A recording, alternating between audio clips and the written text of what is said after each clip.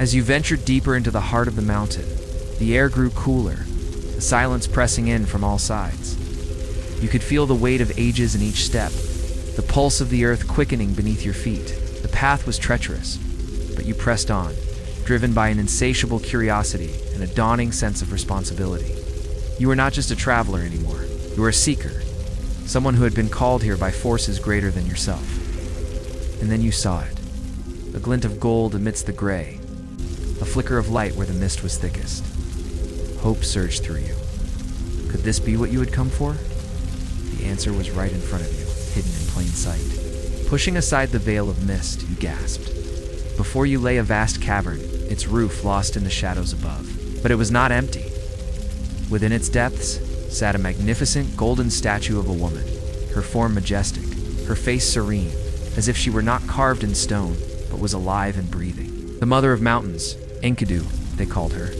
But it was not her physical form that drew you in, but the energy that seemed to emanate from her very essence.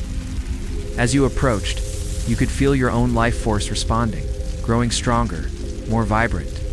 It was as if the mountain itself was sharing its power with you, imbuing you with the strength and resilience of the earth. You reached out to touch the statue, and in that instant, everything changed. The world around you shimmered and distorted, and when it cleared, you were no longer in the mountain. You stood in a lush valley, surrounded by the most beautiful mountains you had ever seen. They were not just geological marvels, but seemed to pulse with life, their peaks touching the heavens. Rivers flowed down their sides, their waters sparkling with magic. And at the center of it all stood the Mother of Mountains, not as a statue, but as a living, breathing goddess. Her eyes, when you met them, held the wisdom of ages, and her smile was as warm and inviting as the sun. The goddess beckoned to you, and as you followed her gaze, you saw it. The temple, grand and magnificent, its spires reaching for the sky, its walls adorned with scenes of worship and devotion. You felt a sense of awe and reverence wash over you. This was the heartland of Ninhursag's power, the place where she was most revered, most worshipped. The goddess led you through the temple, showing you its wonders, explaining the rituals and ceremonies that had taken place within its hallowed halls. You learned about her people, the Ninhursag, who lived in harmony with nature, drawing their strength from the earth and their wisdom from the mountains. You saw how they honored her, how they gave back to the earth, and how they lived in balance with the natural world. But there was a sadness in the goddess's eyes, a longing for a time that had passed. She showed you the ruins of her temples, her shrines, her places of worship, all abandoned, all forgotten. She told you of her people, the Ingenue, and how they, too, had vanished, leaving behind only memories and whispers. The joy and laughter that once echoed through the valleys were gone, replaced by an eerie silence. The Mother of Mountains was a goddess of joy, of life, of abundance. She ruled over a pantheon of nature deities, each one representing a facet of the natural world. There was Human, the Sky Father, whose booming voice was the thunder that shook the heavens. There was Antu, the Earth Mother, whose gentle embrace nurtured all living things.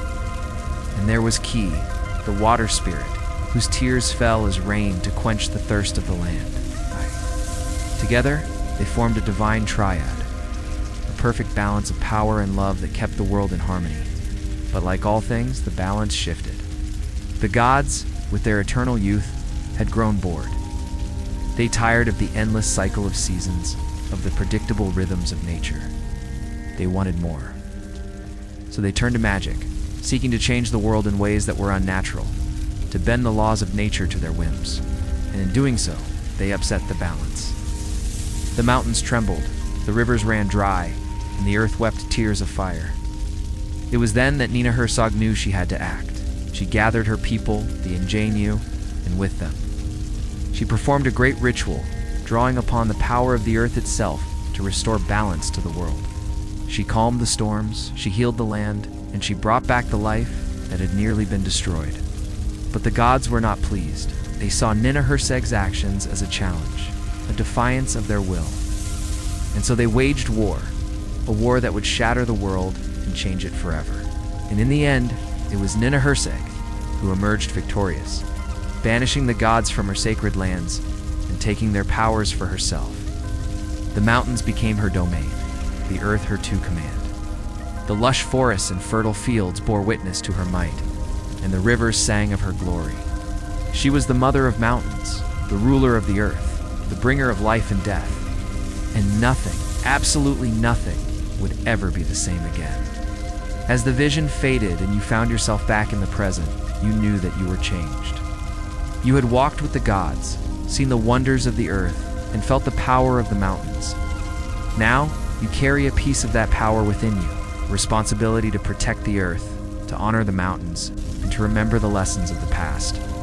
For in the end, that is what Ninjo wanted. Not to be worshipped, but to be remembered. In the heart of a forgotten forest, hidden amongst the gnarled roots of ancient trees and the hushed whispers of the wind, there existed a temple dedicated to Ninhursag, the Mother Earth.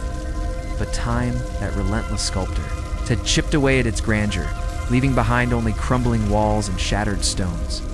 And now, after a millennium, you stand before the ruins, drawn by an inexplicable force to uncover the secrets it holds. As you venture into the overgrown sanctuary, the air grows heavy with the scent of moss and decay, a pungent reminder of the temple's long abandonment. Vines thick as serpents coil around the weathered statues that guard the entrance, their features eroded beyond recognition. The broken archway, choked with weeds and creepers, offers an invitation, a beckoning into the shadowy depths. And as you step through the threshold, an unsettling quiet envelops you. Here, amidst the fallen pillars and faded murals, the echo of a vanished faith still lingers. Once this temple had pulsed with life. Devotees from distant lands had journeyed here, their footsteps a familiar rhythm upon the sacred stones. They came to pay homage to Ninhursag, to seek her blessings, and to offer their devotion. But now, the temple is a tomb of memories, each crumbling block a silent witness to a bygone era. You wander through the skeletal remains of the structure, your footsteps echoing in the vast emptiness. Broken urns lie half-buried in the overgrown courtyard, their purpose forgotten, their contents scattered by the relentless march of time. Here in the desolate expanse, you feel an overwhelming sense of loss, a profound sadness for a world that no longer remembers. But amidst the decay, there are glimpses of magnificence. The weathered walls, though scarred by time, bear the intricate patterns of a forgotten language. They tell stories of a civilization long vanished, of gods and rituals that once reverberated within these very walls. The temple may be ruined, but its essence remains, woven into the fabric of the earth itself. You run your fingers along the cool, rough surface, and for a fleeting moment, you feel a connection to those who came before, to the devotion that animated these stones so many years ago. But as the shadows lengthen and the forest around you stirs with the sounds of twilight, you are reminded that you are not alone. Movement catches your eye. At first, you cannot discern what it is, just a flicker of shadow amongst the trees. Then, as it steps into the clearing, you see that it is a wolf, its eyes gleaming with an otherworldly light. For a moment, our gazes meet, and you feel a jolt of recognition, as though some ancient memory stirs within you. But the wolf does not stay. It is a fleeting apparition, vanishing as quickly as it appeared, leaving you in the deepening gloom. With the disappearance of the wolf, a chill seeps into your bones, and the forest around you seems to sigh, its secrets buried deep within the earth. The sky above is a tapestry of twilight, the stars beginning their slow ascent. And as the last vestiges of daylight fade, you find yourself enveloped in the comforting darkness. You are alone again, surrounded by the ghosts of a forgotten faith. What happened here, you wonder, in this place of lost devotion? What silenced the prayers and extinguished the flickering flames of faith? As you stand amidst the ruins, the wind whispers through the broken pillars, carrying with it the faintest trace of incense and the murmur of forgotten prayers. And for a brief, exquisite moment, you feel as though the veil between the worlds is thinning, as though the spirits of those long gone are reaching out to you seeking solace, or perhaps a chance to tell their story. A great mountain stands before you, its peak lost in the clouds, its base a dark and brooding presence against the fading light of dusk. This is no ordinary mountain. It is the dwelling place of Ninhursag, the ancient earth goddess, whose roots run deeper than time and memory. To ascend its slopes is a pilgrimage, a test of faith and endurance, a journey into the very heart of the earth. The mountain is a living, breathing entity, its slopes and valleys echoing with the whispers of its mistress. And as you climb higher, the voices grow clearer, telling stories of a time when the gods walked among men. When the earth was young and the secrets of life and death were freely given, these are the whispers of worshippers long gone. Their prayers and pleas carried on the wind, seeking the favor of the earth goddess. Their voices tell of rituals performed beneath the open sky, of offerings made to appease the mountain's hunger, of sacrifices given in exchange for power and wisdom. You feel their presence all around you, a chorus of voices from beyond the veil, reaching out to you across the chasm of time. Their words stir something deep within you, a yearning for the ancient ways, desire to understand the language of the earth. Are you merely a curious traveler, drawn to the mountain by some unseen force? Or are you a descendant of the ancient worshippers, heir to their forgotten rituals and beliefs? The mountain does not speak in words you can understand, but in feelings, in sensations that resonate deep within your bones. The air grows colder as you reach the summit, and the wind whispers tales of forgotten lore. The clouds swirl and gather around you, forming shapes that shift and change like phantoms in the mist. Is this a test? A trial? To see if you are worthy of the earth's secrets? The mountain has stood since time began, witnessing the rise and fall of civilizations, changing seasons, the endless cycle of life and death. Its slopes are a tapestry of time, woven with the stories of those who have climbed before you. Each rock monolith, each windswept valley holds echoes of the past, whispers of ancient rituals and long-forgotten lore. Now it is your story that is being written, your name that is being added to the mountain's timeless chronicle. You stand at the peak, the world spread before you like a map of forgotten dreams. Below, the world is a distant memory. Here, in the thin air, you are closer to the earth, closer to the whispers of the ancient ones. The mountain is alive, its spirit surging through your veins, its power thundering in your ears. The earth goddess speaks to you now, her voice a symphony of wind and stone. Her message is not of this world, not bound by the rules of language or understanding.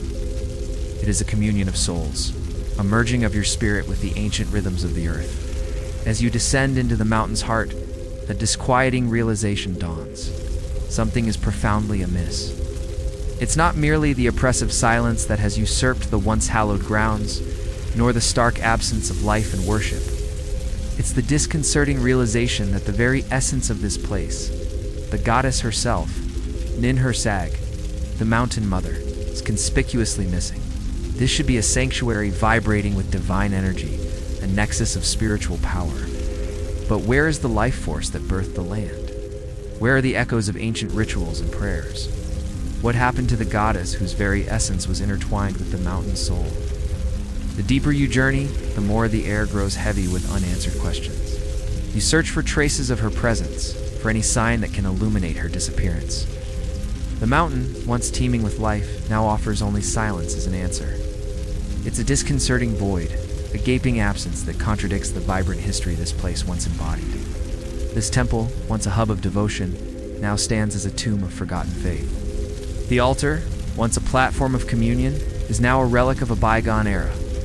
Even the mountain itself seems to mourn the loss of its divine inhabitant, its peaks shrouded in an ethereal mist, its slopes barren and lifeless. You recall tales of a time when this place resonated with the divine. When Ninhursag walked among her worshippers, her presence a source of strength and solace. The mountain was a living entity then, nurturing and bountiful. Its slopes were adorned with lush vegetation, its valleys echoed with the laughter of children, its streams flowed with crystal clear water. Nice. Life flourished under Ninhursag's benevolent gaze. But now, as you stand amidst the ruins of her temple, you can feel the land's sorrow. The once vibrant ecosystem has withered, mirroring the desolation of a faith abandoned. In ancient texts, there are fragmented accounts of Ninhursag's decline, of a gradual shift in devotion, a world where gods of war and conquest overshadowed the Mountain Mother. The winds of change swept across the land, carrying with them the seeds of discord and destruction. People's hearts turned away from the reverence of nature towards the allure of power and dominion. Ninhursag's gentle wisdom was no longer sought after. Her altars were neglected, her temples abandoned, her name fading from the lips of worshippers. The world grew colder, harsher, and the goddess of the mountain found herself forsaken. Her presence unwelcome in a society that had embraced might over majesty, conquest over communion. But amidst the ruins, a single question reverberates. Did Ninhursag's departure result from external forces, from the world's gradual drift towards darkness and despair? Or did she withdraw willingly, sensing the futility of remaining in a world that no longer sought her blessings? Perhaps she chose exile, realizing that her gifts of fertility and growth were unwanted in a world consumed by greed and ambition. Or maybe she retreated because she saw the path humanity had chosen and decided to step aside, allowing them to walk their path, even if it meant leaving them to their own devices. And yet, as you stand among the relics of a forgotten faith, you sense a lingering presence, a subtle vibration that defies the mountain's apparent desolation. Could Ninhursag still linger here in spirit, watching over her abandoned domain? Or has she, like her worshippers, completely forsaken this place, leaving it to crumble into oblivion? You don't have an answer, but as you leave the temple behind and venture back into the world, you carry with you the mountain's sorrow and the unsettling question of Ninhursag's fate. Her absence is a wound in the land, a void in the hearts of those who remember her, and the world, seemingly thriving without her, remains oblivious to the emptiness that echoes through the silent halls of her temple. The air grows colder as you descend deeper into the mountain's belly. Each step, a challenge against gravity's pull. Each breath, a victory over the thickening air. The whispers follow you, weaving through the caverns like spectral threads. They speak of ancient pacts, of sacrifices made to appease the mountain's heart. Then you see it, a monolithic monolith that seems to drink in the surrounding gloom. Its surface, a canvas of swirling patterns, tells stories of ages past, of gods and men and the bargains struck between them. This, you know instinctively, is no ordinary rock. It is a monolith, a nexus of power, a silent witness to the Earth's most intimate secrets. But the whispers grow louder here, and you can almost hear the mountain's voice, deep and resonant, echoing through the caverns. It speaks of Ninhursag, the Mountain Mother, and her love for the mortal king, a love that defied the laws of the world and the boundaries of life and death. The monolith hums with energy, and you feel its power surge through you like a jolt of lightning. Memories flash before your eyes, vivid and overwhelming, and you see the king scaling the mountain, his heart filled with love, and his hands carrying offerings for his beloved. He climbed to reach Ninhursag, the Mountain Mother, and in her embrace, he found a love that was both heavenly and terrifying. The monolith vibrates beneath your touch, and the whispers become a roar. The bargain they struck echoed through the ages, binding the king to the mountain, to Ninhursag herself in a way that neither could escape. The memory fades, leaving you shaken and breathless. But as you stand here, the mountain's power seeping into your bones, you understand the burden the king carried. To love the Mountain Mother was to court eternity, to risk becoming one with the earth itself. You turn away from the monolith, its power receding like a tidal wave, and you feel the shift in the mountain's heart. The anger is gone, replaced by something softer, something akin to sorrow. In the depths of the mountain, amidst the echoes of the king's sacrifice, you find not just a tale of lost love, but a warning, a testament to the earth's unrelenting nature and the price one pays for defying its laws. You are not the first to stumble upon this place, nor the last. Countless souls have sought out the mountain's heart, drawn by its power and the promise of forbidden knowledge. But few have returned to tell the tale, and those who do are forever changed by what they've seen and felt in the mountain's embrace. The earth, it seems, is not just a giver of life, but a taker as well. It demands a terrible price for those who seek to understand its ways, and it does not bargain. You continue your journey, the mountain's whispers following you like a shroud. And you cannot shake the feeling that you are being watched, that every step you take is measured, every breath you draw is counted. You press on, driven by an insatiable curiosity and the desperate hope of finding answers in the earth's cold, unyielding heart. The closer you get to the center, the more you realize that this place is not just a collection of ancient ruins. It's a tomb, a monument to a forgotten faith and to those who took it too far. Around you, the air grows colder, damper, heavier. You can feel the moisture seeping into your clothes, chilling you to the bone. The smell of damp earth and decaying vegetation fills your nostrils, a constant reminder that you are deep within the belly of the mountain, far from the sun's purifying light. The whispers grow louder now, and you can make out words, phrases, snippets of conversations carried on the breath of the ancient ones.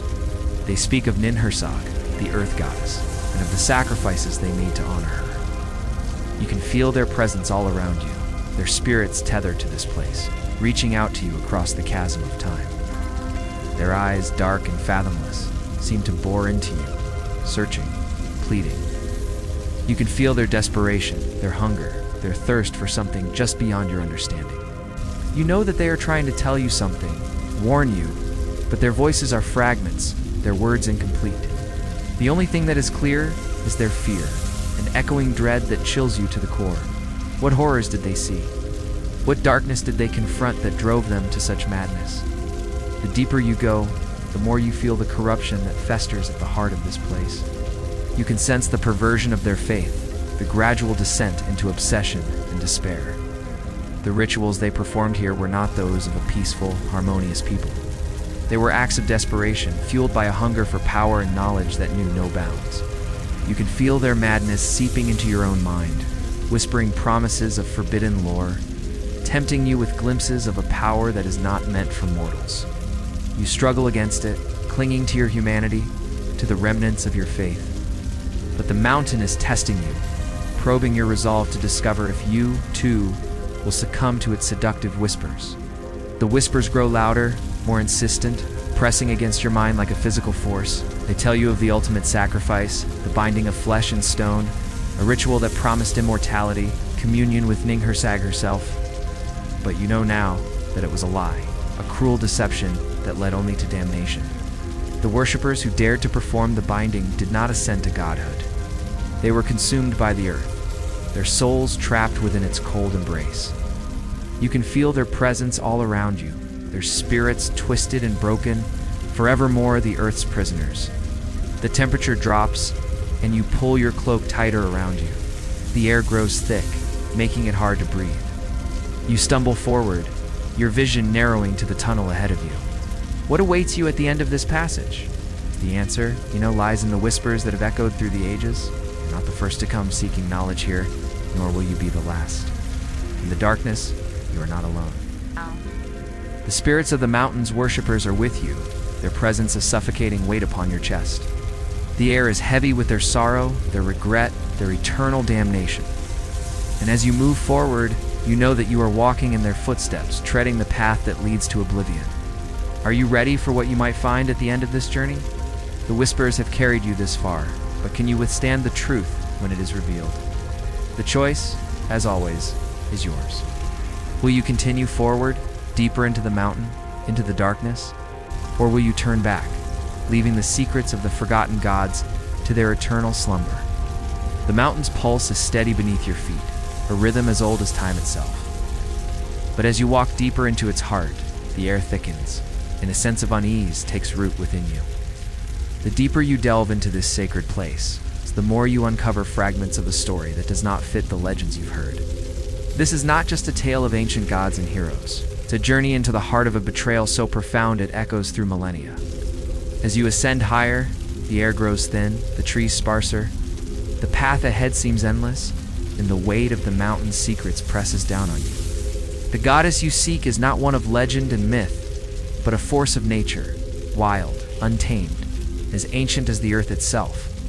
She is Ninhursag, the mother of mountains, the giver of life, the nurturer of souls. But as you climb further, you sense a shift in the very air around you. The silence is not peaceful, but expectant, as if the mountain itself is holding its breath. You are no longer merely a visitor, a seeker of lost knowledge. You are something else now, an intruder in a world where silence is not peace, but a form of betrayal. And you cannot shake the feeling that Ninhursag herself has turned her back on you, just as she turned her back on her people long ago. You've learned the stories of the goddess, the nurturing Earth Mother who gave life to the land, who saw to the growth of crops, the blooming of flowers, the flowing of rivers. But now, in the depths of the mountain, you begin to question those stories. The more you delve into the hidden corners of Ninhursag's worship, the more it becomes clear that she was not always the benevolent figure the legends describe. There was darkness in her silence, something that runs deeper than the fertile soil of the earth she once ruled. A fragment of an ancient scroll, crumbled with age and forgotten for centuries, speaks of her betrayal. It is a text known to few, and even fewer have dared to speak its name aloud. The whispers around you seem to grow louder, urging you to listen, to understand what has been hidden from the world for so long. The betrayal was not one of physical violence, but one of abandonment. Ninhursag, the goddess of the earth, withdrew from her people, leaving them to fend for themselves in a world that grew colder, harsher, more hostile. The text is vague, but the meaning is clear. At some point, Ninhursag's followers lost her favor. Perhaps they had asked too much of her. Perhaps their devotion had grown too demanding, too desperate. And when they turned to the goddess for salvation, for protection against the ravages of time, she did not answer. It is said that she simply vanished from their lives, leaving her followers to drift into despair. Their faith shattered by the absence of the one who had once been their guide, their protector. But did Ninhursag truly betray them? Or did she simply abandon them out of a desire to protect herself from the growing corruption of their worship? Was she, too, a victim of the world's insatiable hunger for power and domination, swept away by forces beyond her control? The questions linger in the air like smoke, unresolved and untouchable. But one thing is certain. Whatever the truth may be, her silence speaks volumes. The goddess, the earth itself, turned its back on those who had once revered it. And yet, despite this silence, her followers did not abandon her entirely. They sought her out in the deepest caverns, in the forgotten corners of the earth, performing rituals in her name. They believed that she would return, that one day the earth would speak again, and Ninhursag would rise from the stone, her power restored. But as the years passed, the rituals grew darker, more desperate. The people began to twist their devotion, offering blood and sacrifice in the hope that it would rekindle her favor. They did not understand that they were not calling Ninhursag back to them. They were calling something else, something darker. The mountain wind picks up, whipping around you with sudden force, carrying with it the scent of rain and the faintest echo of a forgotten language. The silence of the mountain is not empty. It is full of voices that reach out to you from the past, begging to be heard, to be understood. They tell a story of devotion and despair, of faith and fear, a story that resonates deep within your soul, stirring emotions you never knew you possessed. As you continue your ascent, the voices grow louder, weaving a tapestry of sound and emotion that surrounds you, enveloping you in its timeless embrace. The betrayal is not just in the silence of the goddess, it is in the fact that her people never understood her choice. They saw only her absence, not the reason for it. They never realized that her departure may have been an act of mercy. She had seen the corruption that was creeping into their worship, the greed, the desperation, the madness. And so she withdrew, not to punish, but to save herself from a fate she could not escape. And perhaps in the end, this is the true tragedy of Ninhursag. She was not a goddess of power and glory, but one of subtlety and restraint. She did not seek to dominate or control, but to nourish and protect. And when the world and her people turned away from her, she had no choice but to fade into silence.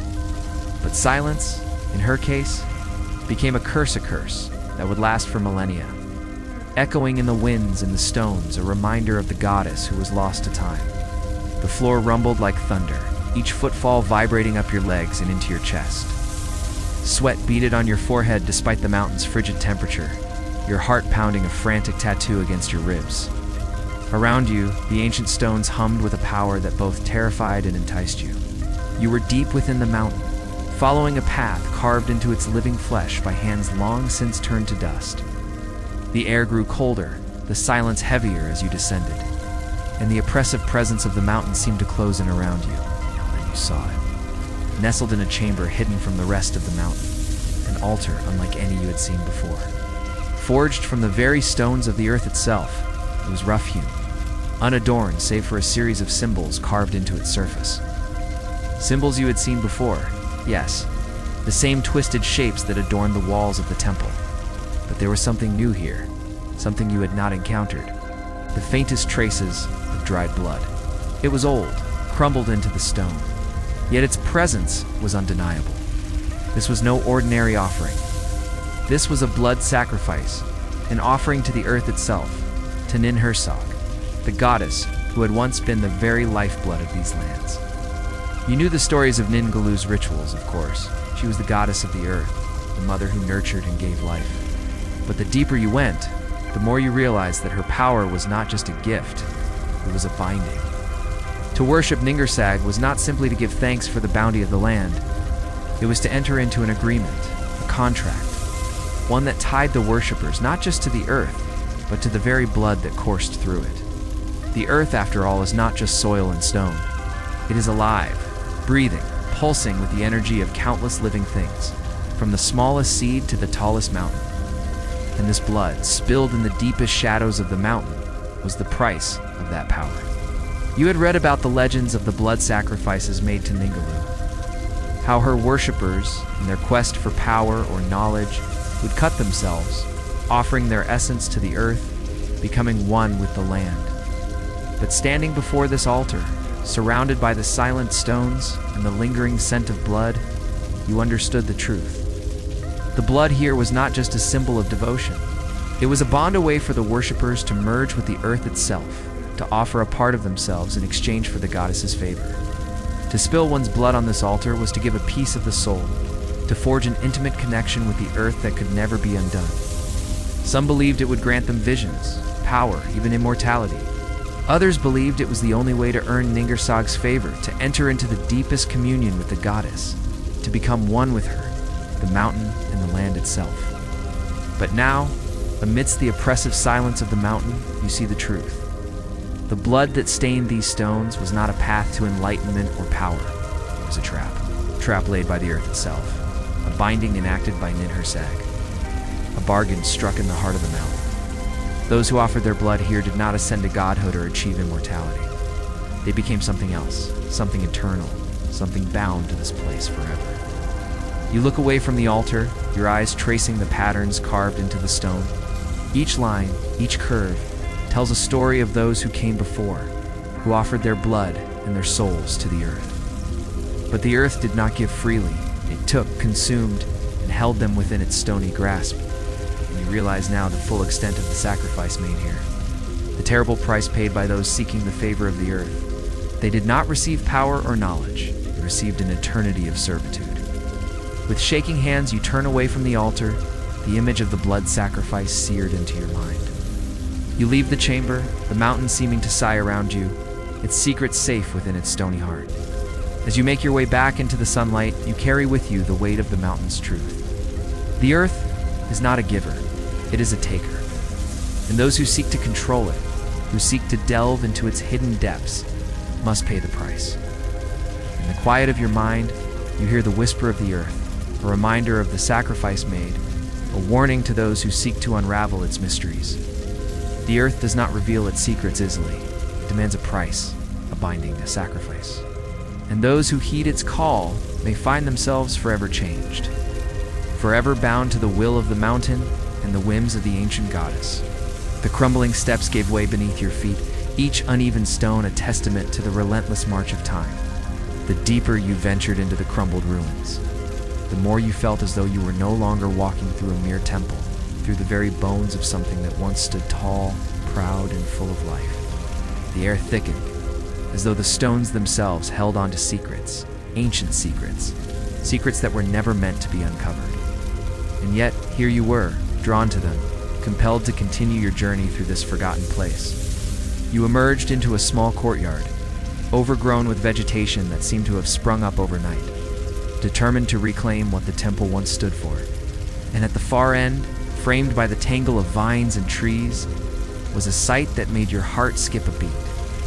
It was the central shrine, the heart of the temple, and it was still standing, defiant against the relentless march of time. But it was the inscription above the doorway that truly captured your attention. The archaic script was a puzzle, an enigma from a forgotten age.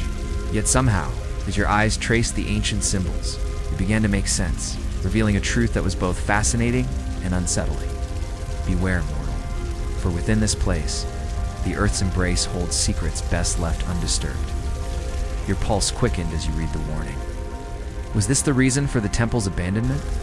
What secrets lay hidden within the shrine?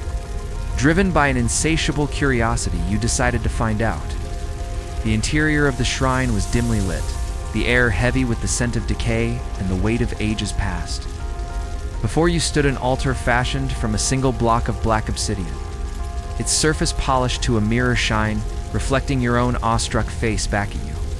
But it was what lay on the altar that truly captivated your attention.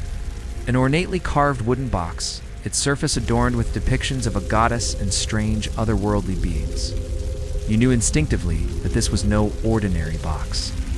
It was a repository of history, a container of secrets from a time when gods walked the earth. As you reached out to touch it, the air crackled with energy, and the box, as if sensing your intent, began to glow with an eerie light. With trembling hands, you lifted the lid, and from its depths, a single scroll emerged, unfurling before you like a ribbon of moonlight.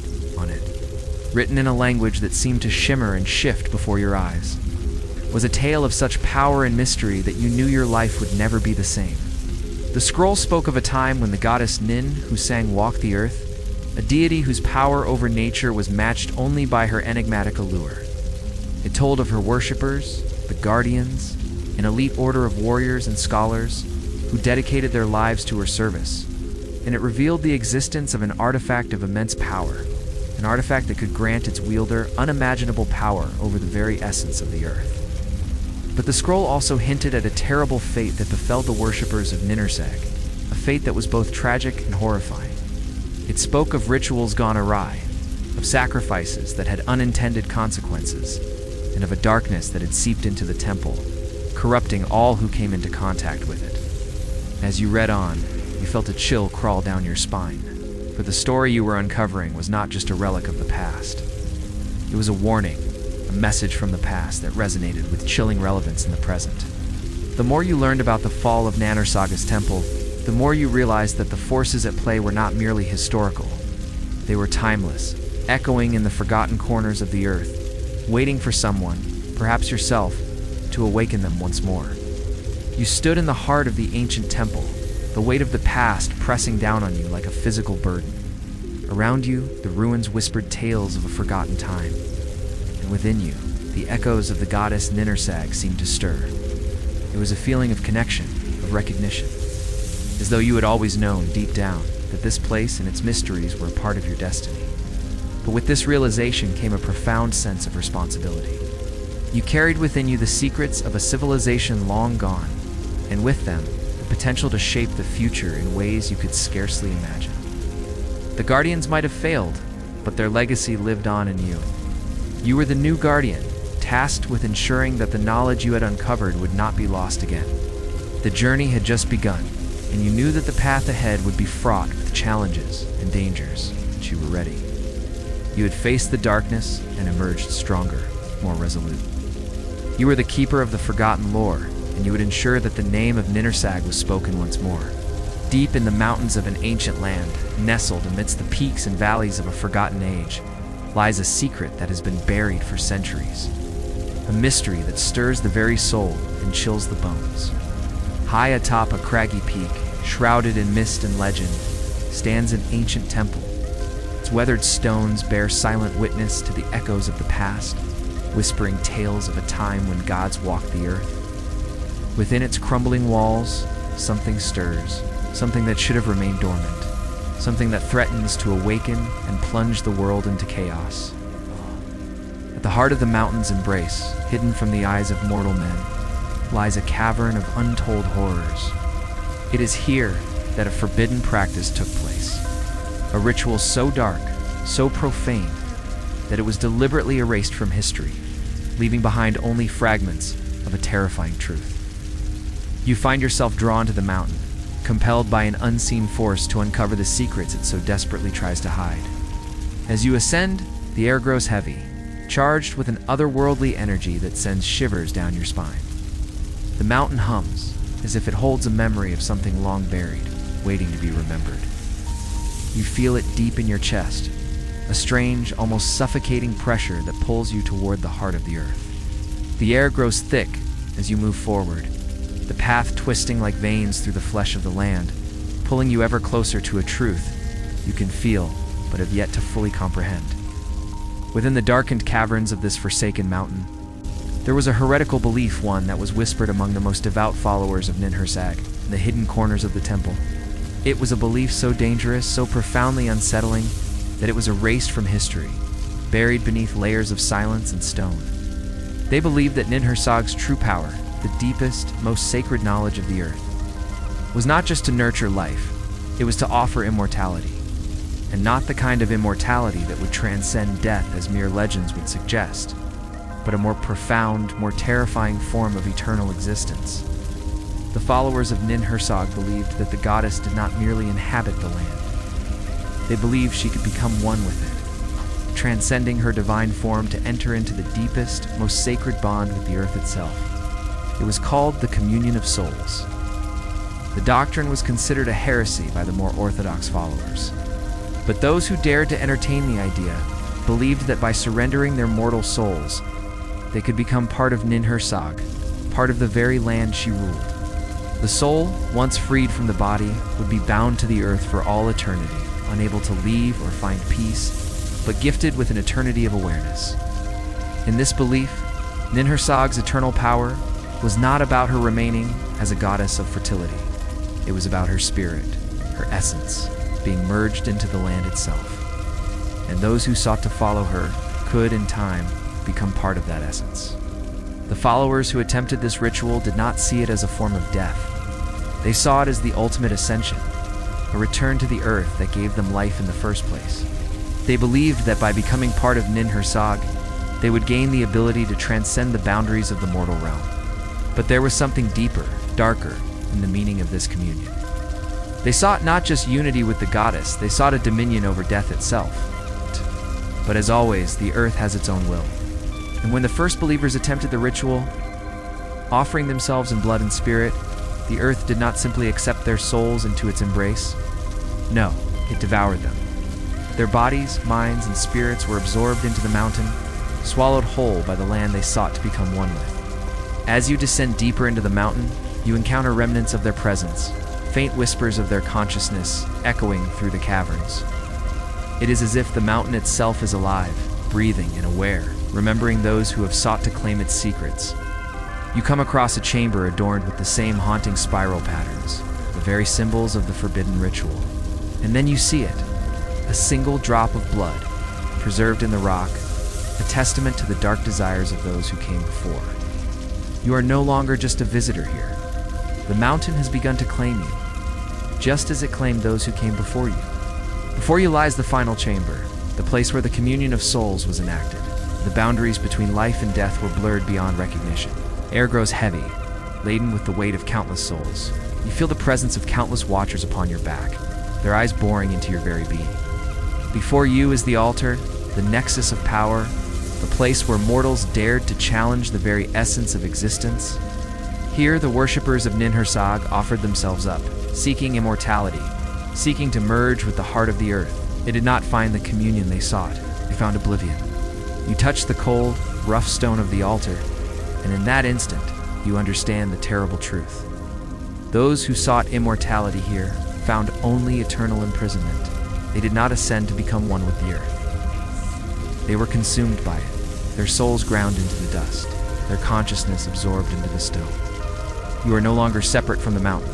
You are a part of it, and it is a part of you. The line between inside and outside, between self and other, is gone. You are the mountain, and the mountain is you. Ninhursag, the name echoes in the vast chamber, bouncing off the moss-covered walls and crumbling pillars. It's a whisper at first, a mere tremor in the stillness. Then it grows, gaining strength, taking on urgency. The whispers turn into murmurs, rising and falling like the tide, crashing against the shore. Voices, many voices, they swirl around you, growing louder, more insistent. They seem to emanate from everywhere and nowhere, from the cracks in the ceiling where vines have taken root, from the weathered statues of forgotten deities, from the very stones beneath your feet. You close your eyes, trying to shut out the cacophony, but the sound penetrates your very being. It's not just noise, it's a chorus of anguish, of despair, of souls trapped in an endless lament. The air grows colder, heavy with sorrow. Goosebumps erupt on your skin, and you shiver despite the stifling heat. The whispers weave a tapestry of despair, a narrative of a tragedy so profound it chills you to the bone. And then, through the din, you hear a single voice, clear and resonant, cutting through the cacophony like a beacon in the dark. It calls out to you, not demanding, but imploring. It's a voice that resonates with an otherworldly power, echoing with the weight of ages past. And you find yourself compelled to answer, to respond to the call. It's not a sound you recognize, yet it stirs something deep within you, a sense of familiarity, a recognition of something long forgotten. As you take a step forward, the voice grows stronger. It beckons you deeper into the heart of the temple, urging you forward with a gentle, persistent insistence. You move, drawn inexorably toward the source of the sound, guided by a force beyond your own volition. You don't know why you're doing this, but somehow you feel that this is where you're meant to be. The whispers intensify, enveloping you, pressing against you. They seem to emanate from the very stones, from the moss-covered floor, from the roots that snake through the crumbling walls. It's as if the temple itself is alive, aware of your presence, responding to your steps. And then the voice calls out again, closer this time, more urgent. You quicken your pace, driven by an unseen force. You don't want to stop even if you wanted to. You feel compelled to reach the end of this auditory labyrinth. And as you round a fallen pillar, the source of the sound reveals itself. Before you stands an altar, or rather it once stood an altar. Now it's a jumble of broken stone, defaced and desecrated, bearing silent testament to a forgotten faith. And in the center, half buried in rubble, is a single statue. It depicts a woman, or rather, it once depicted a woman. Now she's mutilated, her features hacked away, her form distorted. Yet despite the desecration, there's a power that emanates from the statue, a lingering presence that commands respect. The whispers culminate in a crescendo, then abruptly fall silent. The cacophony of despair gives way to an oppressive, quiet, broken only by the distant screech of a bird. The voice, too, falls silent, leaving you in the oppressive quiet. You stand there, heart pounding, breaths coming in ragged gasps. Around you, the silence is deafening, the stillness oppressive. The whispers have ceased, the voices that tormented you, the voice that beckoned you here, they've gone. You're left alone in the crumbling temple, surrounded by the ghosts of the past. Air is still charged with an otherworldly presence, heavy with the weight of what once was. The tremors intensified, rocking the very foundations of the crumbling temple. I felt the ancient stones shift around me, groaning in response to the disturbance deep within the earth. The air grew heavy, charged with an electric tension that made the hairs on my arms stand on end. This was no ordinary earthquake. This was the voice of the mountain itself, a primal scream echoing through the chambers of my bones. I stood in the heart of the ruins, surrounded by the silent witnesses to a forgotten faith. Crumbling statues of Ninhursag, the earth goddess, stared blankly ahead, their stony gazes fixed on a past that would never return. I could feel her presence here, a faint whisper on the wind, a fleeting shadow in my peripheral vision. She was here, or something of her essence lingered, tethered to this place by an invisible thread, and then it hit me. The echoes of the mountain are no longer whispers. They are roars now, growing louder, reverberating through your very bones. You are no longer merely walking through the ruins, or immersed in them. The walls, the earth, the very air around you seem to hum with energy as though they have been waiting for someone. Anyone to come and awaken what has been buried for so long. But the truth is darker than you ever imagined. The silence that once filled this place was not a mere absence of sound. It was the crushing weight of something broken, something lost, a death that reverberated across time and space. I realized I wasn't exploring an ancient site. I was trespassing on a grave. The whispers around me grew louder, taking on a life of their own. I strained to listen, to decipher the words that drifted on the wind. They were faint, like the rustling of dry leaves. yet they carried a haunting melody that tugged at my soul. I closed my eyes, letting the sound wash over me, and in that moment, I heard their sorrow, their fear, their regret. These were the voices of the worshippers. Those who had sought solace in the mountain, only to meet their demise within its unforgiving embrace. They were trapped here, their spirits tethered to the dying earth, unable to find peace. As I descended deeper into the heart of the mountain, the vibrations beneath my feet grew stronger, more urgent. It was a low, ominous rumble, like the growl of a wounded beast. Yet the temple walls trembled, their ancient stones trembling in response to the subterranean turmoil. The closer I ventured to the core of the mountain, the more oppressive the atmosphere became. It was as if the very air grew thick, making it harder to breathe, harder to think. The oppressive weight of the mountain pressed down on me. I felt a sudden urge to flee, to escape the suffocating grip of the dying earth. The mountain is not dead, not entirely. It is alive, in a way, but it is dying. The energy that once thrived here, the power that coursed through Ninhursag's veins, through the very earth she ruled, has been poisoned, twisted, and is now unraveling. The collapse of the divine mountain is not a mere metaphor. It is happening before your eyes. And you realize that you have been walking toward it, drawn by the same forces that once bound the worshippers to the earth. But there is a legend, you remember, one that speaks of the mountain's fall. It says that Ninhursag was not merely abandoned by her followers, but was destroyed by them. The worshippers, in their desperation to regain her favor, performed a ritual so forbidden that even the gods feared its consequences. They tried to force the goddess back into the world, to summon her from the earth itself, to restore the power she once held. But they did not understand. They thought they were calling her back, but what they summoned instead was something far darker. It was not Ninhursag who rose from the earth. It was the earth itself, wrathful, vengeful, alive with a force that consumed everything in its path. And so, the mountain began to collapse. The once sacred ground, the fertile land that had nurtured life, began to break apart. The earth itself seemed to tear, to rebel against the very gods who had once walked upon it. The mountain trembled with the rage of the earth, the divine power that had been twisted and shattered, and the worshippers those who had sought immortality. Those who had tried to commune with Ninhursag in the most forbidden ways were consumed by it. They did not simply vanish. They were obliterated, swallowed by the land they had once revered. As I stood there amidst the crumbling ruins, the weight of the mountain pressing down on me, I understood the depth of my folly. I was merely a trespasser, an intruder in a place of death and despair. The mountain was dying, and with it, something profound and irreplaceable had been lost. The collapse of the mountain was not just a physical event, it was a spiritual catastrophe, a tearing apart of the very fabric of life. It was the death of a world. The mountain groans under the weight of its ancient grief, but there is more to this place than ruin and silence. Beneath the shattered stones and the crumbling remnants of the temple, there is something that calls to you, presence, one not quite of this world. As you walk deeper into the mountain's belly, you sense a change, a shift in the air that stirs the dust and sends a chill crawling up your spine.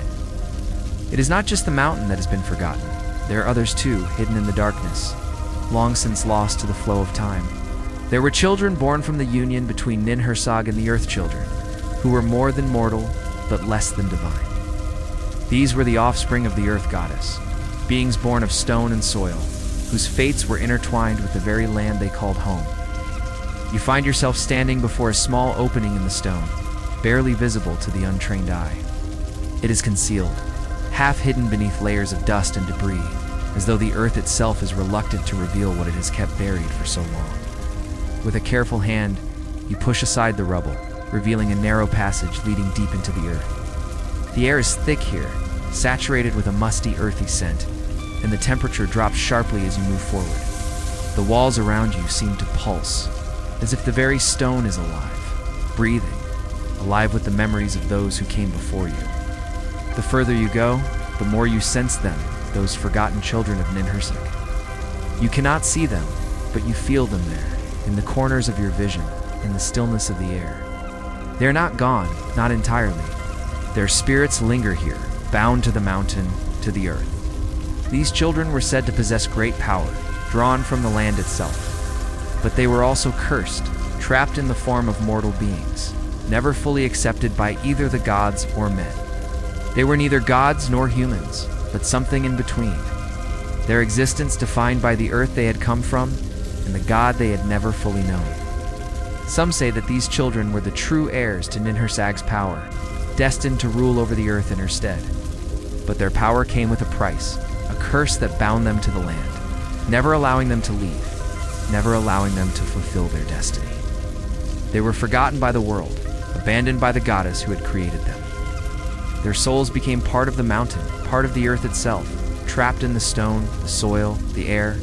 They became the land, bound to it forever, neither dead nor alive, but something else entirely, lost to time, lost to memory. You feel the presence of one such child as you move deeper into the passage. There is no physical form, no ghostly apparition. There is only the sense of something ancient, something primal, watching you from the shadows. You can almost hear their thoughts, their voices, lost in the echoes of the mountain. "We were forgotten," they whisper. "We were lost before we even knew what we were." For a moment, the air grows still. The whispers fade, replaced by an eerie silence that hangs heavy in the air. And then, as if responding to your presence, the stone around you shifts, groaning in protest. You step back, your heart racing as the walls of the passage seem to close in, tightening around you. The presence of the forgotten children grows stronger, more palpable. You can feel their longing, their desire to be remembered, to be free from the chains that bind them to this place. It is then that you realize the truth. The children of Ninhursag were not just abandoned, they were trapped. Their fates were sealed the moment they were born of the earth. They were the first to know the mountain's power, to feel the pull of the land that gave them life. But that same power that nourished them also imprisoned them. They were never meant to be free.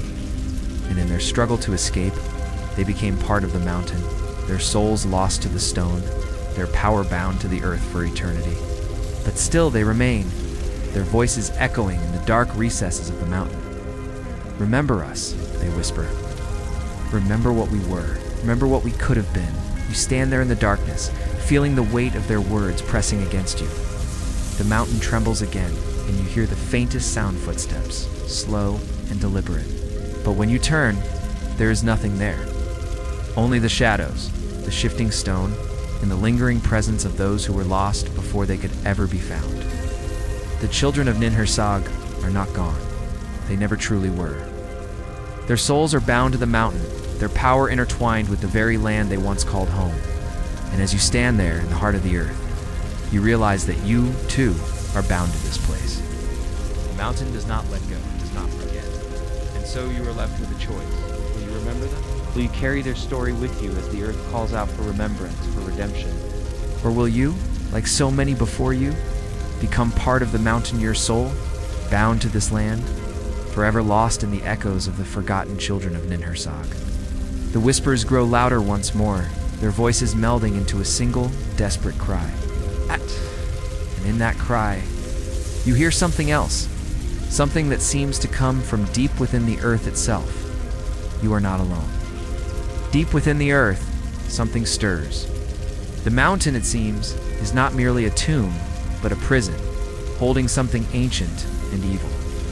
Your path has led you to its heart, to a place where the veil between the worlds is thin and the whispers of the dead echo through the ages.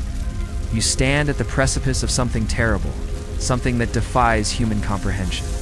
The mountain has shifted, groaning as if in pain, and the ground beneath your feet trembles. Reality itself seems to warp and twist, the laws of physics bending to an unknown will. Before you, a jagged crack has appeared in the rock face, revealing a darkness that seems to devour all light. It's an abyss that pulls at your very essence, threatening to drag you into its insatiable void. As you peer into the chasm, you hear a voice, a whisper that slithers through the darkness like a serpent. It speaks to you in a language older than time, a tongue that resonates with the deepest recesses of your mind. The whisper promises you knowledge beyond mortal ken, power that knows no bounds.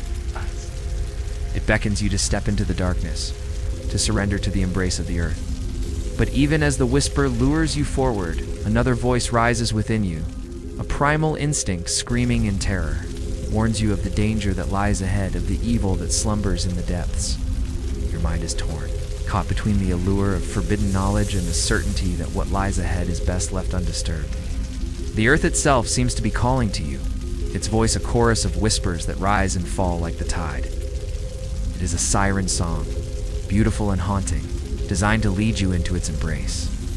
The darkness within the crack pulses, growing stronger, reaching out to you like a grasping hand. The temperature around you drops, and the air grows thick with the smell of decay and the taste of copper. And then you see it, or rather you feel it. A presence within the darkness, something vast and terrible, stirs.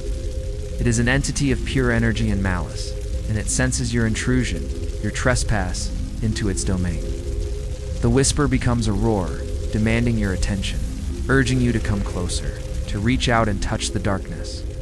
It promises to unlock the secrets of the universe, to show you the true nature of reality. But you hesitate, paralyzed by fear. You know that what lies within the crack is not meant for mortal eyes to see. It is a glimpse behind the curtain, a revelation that could shatter your sanity. From the depths of the earth, something writhes, eager to break free from its ancient prison.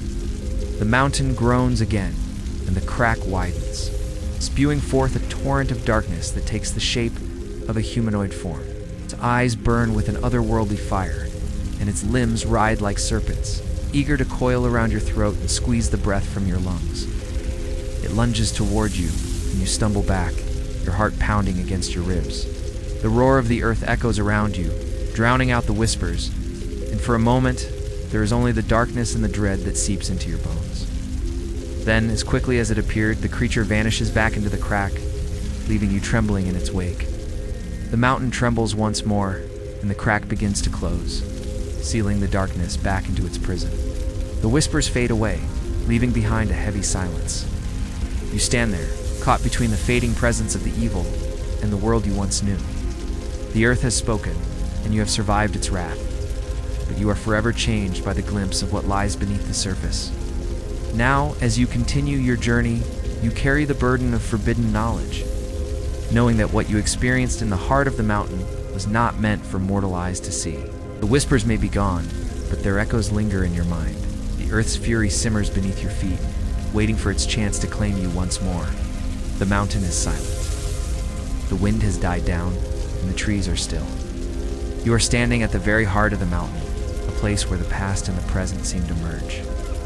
A place where the boundaries between the living and the dead blur into a singular, eternal moment. You remember the climb, the winding path through the trees, the gradual ascent into the clouds, the air growing colder as you neared the peak. And then suddenly you were here, at the center of the mountain, surrounded by the ruins of a forgotten world. Now the whispers are no longer voices. They are part of the earth, part of you, reverberating in the stone, in the air, in the very marrow of your bones. You can feel Ninhursag's presence, even though you know she is no longer here. Her essence lingers, but it is not the essence of a goddess. It is something else. It is the land itself, ancient and enduring, yet fractured, torn by the passage of time. The silence is suffocating. It is the silence of the mountain, the silence of a place that has witnessed eons of change, and yet remains unchanged. The earth, once teeming with the energy of Ninhursag's worship, is now a tomb, a place where the memories of the past are locked away, never to be heard again. There is no power here now, only the weight of what has been lost, and the remnants of a once vibrant world that has been forgotten, abandoned by all but the stone and the soil. You have walked through the ruins, through the crumbling remains of temples and altars, through the remnants of a people who once believed in the power of the earth, in the power of Ninhursag. But now, as you stand at the center of this lost world, you realize the truth. The goddess is gone. The worshippers are gone. The land that once thrived under her touch is now barren, silent. The mountain is no longer a place of life. It is a place of death, a place where only the shadows of the past remain. And yet, as you stand here in the final silence of the goddess, you realize something else. The earth does not forget. The mountain does not forget. It remembers everything. The blood that was spilled, the souls that were offered, the rituals that were performed, it remembers all of it. And as you stand in the final silence of Ninhursag, you know that her legacy is not gone. It is simply buried deep within the earth, waiting for those who will listen to hear it again. There is no grand revelation, no final epiphany. There is only the quiet hum of the mountain, the whisper of the earth, and the sense that you are not alone. You are part of this place now, part of the forgotten legacy of Ninhursag. You may not have offered your blood, your soul to the earth, but in coming here, in walking through this place, you have become a part of it. You have heard the whispers. You have felt the pull of the land. And in doing so, you were bound to it, just as the worshippers were, just as the children of Ninhursag were. The mountain trembles again, not with the violent force of destruction, but with the quiet tremor of something ancient awakening. The stone shifts, the earth shifts, and for a brief moment, you feel the pull again, the call of the earth, the call of Ninhursag. But this time, you understand. You understand that the goddess is not gone.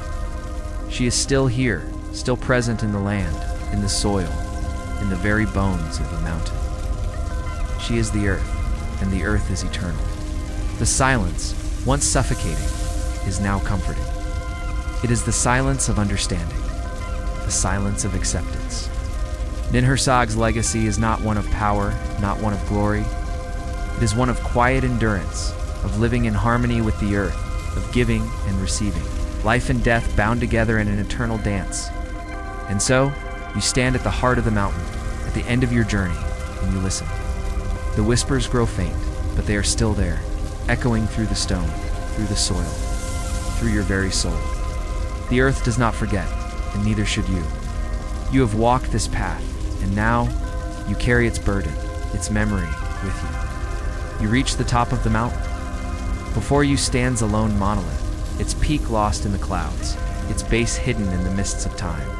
It seems to hold its breath, this mountain. And as you stand in its heart, you feel the earth's memories pulsing all around you, too old to understand, too vast to grasp. Yet within its depths, you know the truth. The earth never forgets. Not the gods, not their followers, not the rites they performed, not the power they sought. All is recorded here, carved into the very fabric of the land, waiting for the ones brave or foolish enough to listen. This is the end of your journey, but the silence is deafening. It's in the whisper of the wind through the grass, and the babbling of the nearby brook, and the rustling of ancient trees. You feel the presence of those who came before, their footsteps echoing in your ears. Though you cannot see their faces, you sense their gazes upon you. The mountain is a living thing, breathing, pulsing, and it seems to lean closer, sharing its secrets with you alone. Here, high above the world in this sanctuary of stone and sky, you feel as if you're standing in the very roots of existence, as if the world itself is holding its breath, listening to the whispers of the ancients. You close your eyes, trying to grasp the immensity of this place, of the stories that unfolded here, of the lives that played out beneath this ancient peak. And then you hear it, a voice carried on the wind, soft as the rustle of leaves, yet clear as a mountain stream. It speaks of gods and titans, of battles fought and victories won, of love and loss, of life and death. It speaks of a time when the veil between the worlds was thin, when the gods walked among mortals, when magic pulsed in the very air. It tells of heroes and villains, of gods and monsters, and of the ordinary people caught in the midst of it all. You open your eyes, blinking against the brightness of the sun, unsure if the voice you heard was real or a figment of your imagination. But as you turn to leave, you see the footprints in the soft earth, the remnants of a fire, a circle of standing stones. Each monolith a silent sentinel, guarding the secrets of the past. Ninhursag, the earth goddess, she is gone, faded into myth and legend. But here, in the heart of the mountains, her presence lingers, a half-forgotten dream, a name whispered on the wind. The earth remembers her touch, the pulse of her power, the rhythm of her being. And as you stand there, you feel it too, a connection to something greater, to a time when the world was young. The journey is over, but the silence of the mountains speaks volumes. It tells of a world where gods and men once walked side by side, where magic was real and the earth was alive with power. It's a story that will endure long after you have gone, etched in stone and sky, waiting to be discovered by those who seek it out.